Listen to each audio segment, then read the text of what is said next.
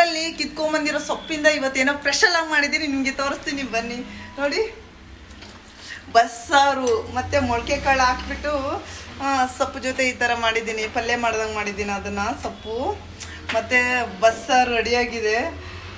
ಅದ್ರ ಜೊತೆ ಮುದ್ದೆ ಮಾಡಿದ್ರೆ ಚೆನ್ನಾಗಿರುತ್ತೆ. ಆದರೆ ಏನು ಮಾಡೋದು, ನಮ್ಮ ಮನೆಯವ್ರು ಮುದ್ದೆ ತಿನ್ನಲ್ಲ, ಆದರೆ ನನಗೆ ಮುದ್ದೆ ಇಷ್ಟ. ಅವ್ರಿಗೋಸ್ಕರ ನಾನು ರೊಟ್ಟಿ ಮಾಡಿದ್ದೀನಿ ನೋಡಿ.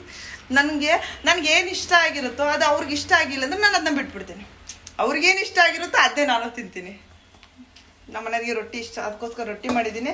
ನಾನು ಮುದ್ದೆ ಮಾಡ್ಕೊಂಡು ತಿನ್ನೋದು ಯಾವಾಗ ಗೊತ್ತಾ, ಒಂದು ನಮ್ಮ ಅಕ್ಕನ ಮನೆಗೆ ಹೋದಾಗ, ಒಂದು ನಮ್ಮ ಅಮ್ಮನ ಮನೆಗೆ ಹೋದಾಗ, ಒಂದು ನಮ್ಮ ಅಜ್ಜಿ ಇದ್ದಾಗ ಅಷ್ಟೇ ನನಗೆ ಮುದ್ದೆ ಮಾಡ್ಕೊಡೋದು. ಇಲ್ಲ ಅಂದರೆ ನಮ್ಮ ಅತ್ತೆ ಯಾರು ಅಲ್ಲಿದ್ದಾರೆ ದಾವಣಗೆರೆಯಲ್ಲಿ, ಅವ್ರು ನಮ್ಮ ಅತ್ತೆ ಮುದ್ದೆ ಮಾಡಿಬಿಟ್ಟು ಕರಿತೆ, ಉದ್ಕ ಮುದ್ದೆ ಮಾಡಿಬಿಟ್ಟು ಬಾರೆ ಊಟ ಮಾಡು ಅಂತ. ನನಗೆ ತುಂಬ ಇಷ್ಟ ಮುದ್ದೆ ಅಂದರೆ ಪಂಚಪ್ರಾಣ.